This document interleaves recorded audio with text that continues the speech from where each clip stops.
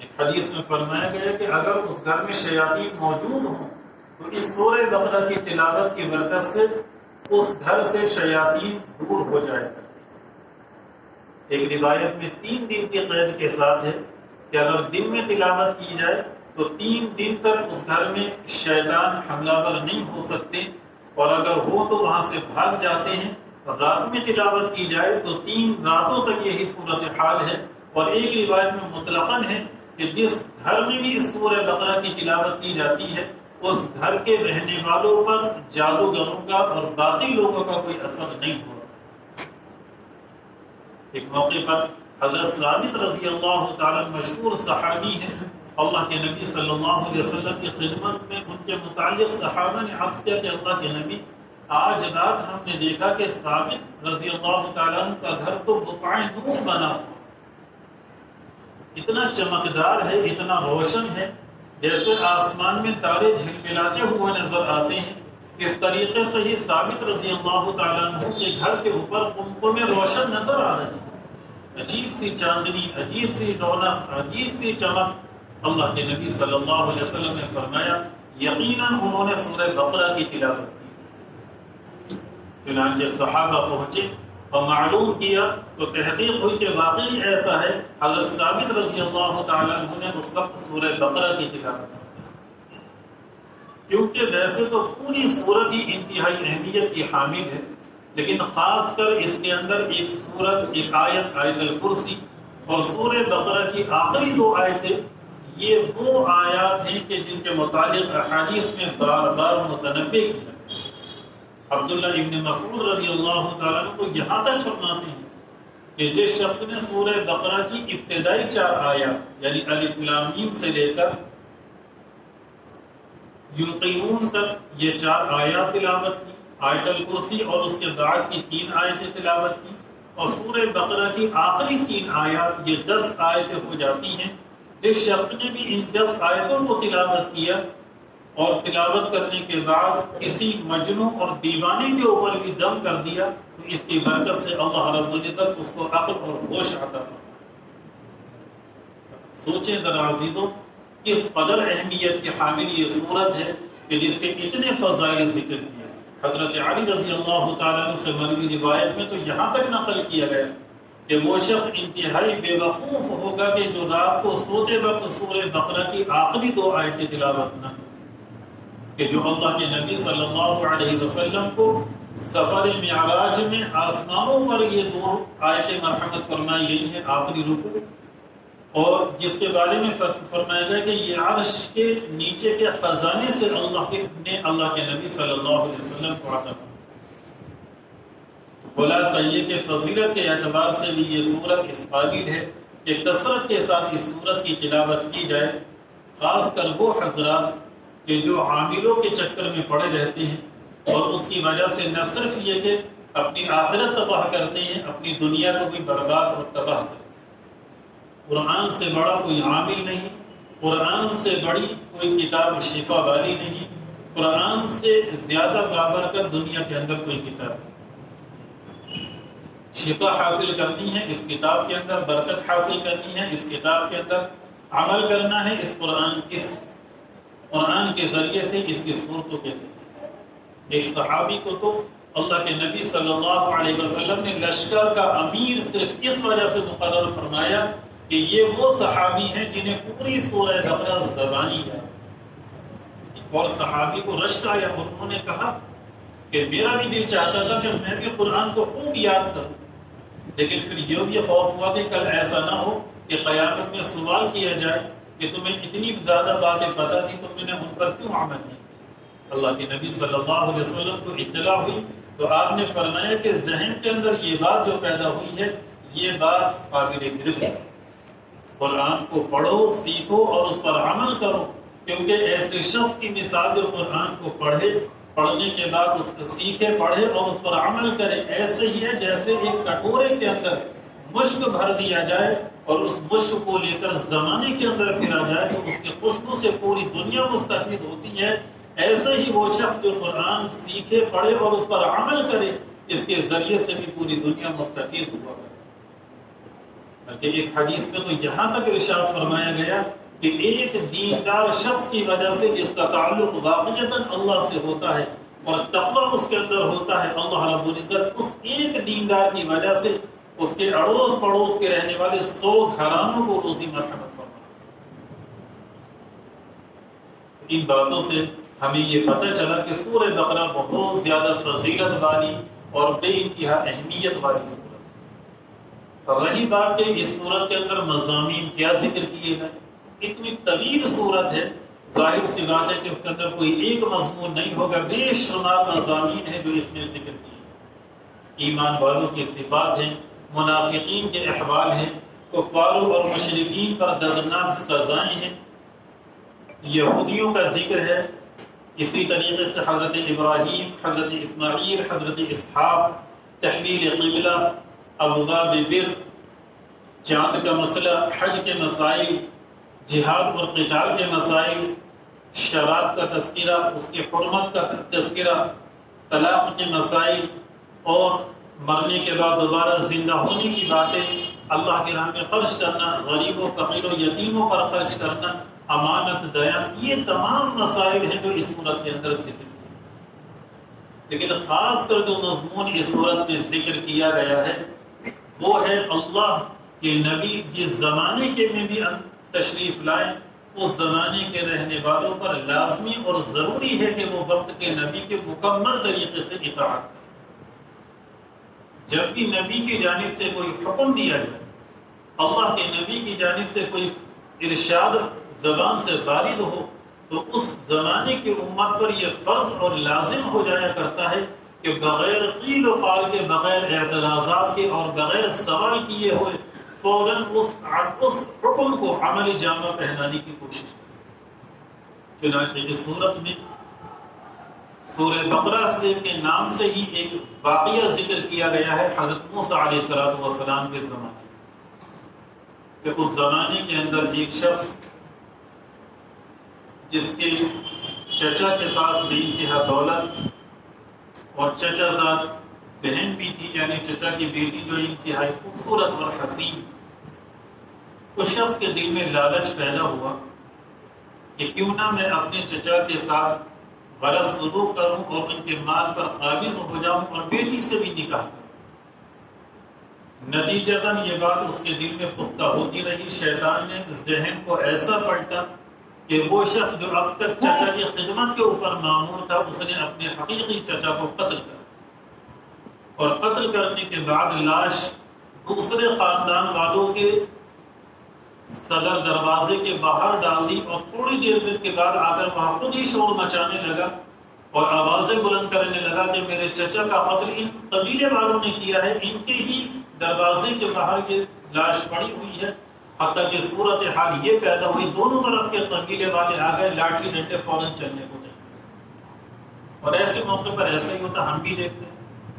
اللہ رب العزت یہ رمضان عافیت کے ساتھ مرحمت فرمائے اور عافیت کے ساتھ ہی گزرتے چلے جائیں، کچھ روزے ہو جانے کے بعد ایسا لگتا ہے کہ امت کا ٹیمپریچر بھی بڑھنے لگتا ہے۔ شروع کا زمانہ تو ماشاءاللہ بڑے اچھے اور خوشگوار طریقے سے بہت خاموشی کے ساتھ گزرتا، جہاں 15 روزے گزرے نہیں، ہر محلے سے جو ہے مکہ بازیوں کی خبر آنی شروع ہو جاتی کہ فلاں جگہ لاٹھی ڈنڈے چل گئے، اس نے اس کے مکہ مار دیا اور اس نے جو ہے اس کے ساتھ یہ کر دیا، گالی گلوچ ہو گئی، دنیا بھر کے خرافات اور باتیں۔ 15 دن کے ایسا لگتا ہے کہ 15 دن تو بڑا صبر کیا، اب بھائی ہمارے صبر ہمت نہیں ہے، روزہ تو یقیناً رکھ رہا ہے لیکن اس کی تلافی جو ہے 2-4 پھونسے مارنے کے ساتھ کی جائے،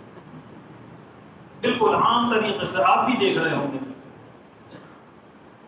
حالانکہ ایسا نہیں ہونا چاہیے، بہت غلط ہے۔ جتنے رمضان کے ایام گزرتے رہیں اتنی ہی ہماری فکریں بڑھتی رہیں کہ کتنے ایام گزر گئے ہیں، کتنی عبادت کی، جتنے لمحات بچے ہیں اتنے لمحات کو زیادہ سے زیادہ اللہ کی عبادت اور اطاعت کی ذریعے سے گزر۔ بہرحال جب صورتحال یہ پیدا ہوئی تو عموماً جو ہوا کرتا ہے کہ قبیلے کے اندر، برادری کے اندر کچھ سنجیدہ افراد ایسے بھی رہتے ہیں کہ جو اس طرح کے آگ کے لپٹوں کو ٹھنڈا کرتے ہیں اور معاملات کو نپٹانے کی کوشش کرتے ہیں۔ بہرحال وہ لوگ کھڑے ہوئے اور انہوں نے پھر یہ بات رکھی کہ ہمارے درمیان وقت کے نبی موسیٰ علیہ السلام موجود ہیں، ہمیں چاہیے فوراً ان کے پاس جا کر یہ مسئلہ رکھیں گے تو انشاءاللہ مسئلے کا حل نکل آئے. قوم پہنچتی ہے وہاں پر موسیٰ علیہ السلام سے سوال کہ ہم یہ چاہتے ہیں کہ قاتل کی شناخت اور پہچان. موسیٰ علیہ السلام نے فرمایا ٹھیک ہے، اللہ کی جانب سے حکم آتا ہے کہ ان سے کہیں ایک گائے کو ذبح. اب کہاں قاتل کا پتہ لگانا اور کہاں گائے کے ذبح کا تعلق؟ ظاہر سی بات ہے کہ کوئی میچ نظر نہیں آ رہا. فوراً سوال کر دیا موسیٰ علیہ السلام سے کہ آپ ہمارے ساتھ مذاق کر رہے ہیں، ہمارے ساتھ کھلواڑ کر رہے ہیں؟ آپ نے فرمایا نہیں، اللہ کا حکم ہے. اب ظاہر سی بات ہے یہودی قوم اس قدر سرکش گزری ہے، فوراً سوالات کی جو اب بوچھار شروع کری ہے. اچھا ٹھیک ہے، ہم گائے تو ذبح کر دیں گے، لیکن ذرا یہ تو بتائیے کہ گائے ہونی کیسی تھی؟ اگر یہی ذبح کر لیتے معاملہ ختم ہو جاتا، لیکن اعتراضات کا دروازہ کھولا کہ بچ جائیں کسی طریقے سے. ٹھیک ہے، ہم گائے ذبح کر دیں گے، یہ بتائیں کیسی ہو؟ اللہ کی جانب سے حکم آتا ہے کہ ایسی گائے ہو نہ تو بوڑھی ہو اور نہ بہت بچی ہو، درمیانی عمر کی، جو دیکھنے میں بھی اچھی ماں ہو. ٹھیک ہے بھائی، اب ذبح کر دو. نہیں، آپ نے بتا تو دیا اتنا کہ ہاں ٹھیک ہے بھائی جوان ہو، جوان بھی تو بہت طرح کی ہوتی ہے، پیلی، کالی، ہری، سفید. اب یہ تو معلوم چلے کہ رنگ کیسا ہو اس کا، اس کی بھی تو وضاحت کر دیا. ٹھیک ہے بھائی، اللہ کے سامنے موسیٰ علیہ السلام نے بات رکھی. اللہ کی جانب سے جواب آیا کہ ٹھیک ہے، انہیں بتایا جائے کہ وہ رنگ اس زرد رنگ کی یعنی پیلی رنگ کی گائے ہو اور بڑی خوبصورت دیکھنے میں معلوم. حکمان کے عمل کر لینا چاہیے، لیکن جسے نہیں کرنا ہوتا اسے تو 100 بہانے نکالنے، قیل و قال کرنی ہی ہے.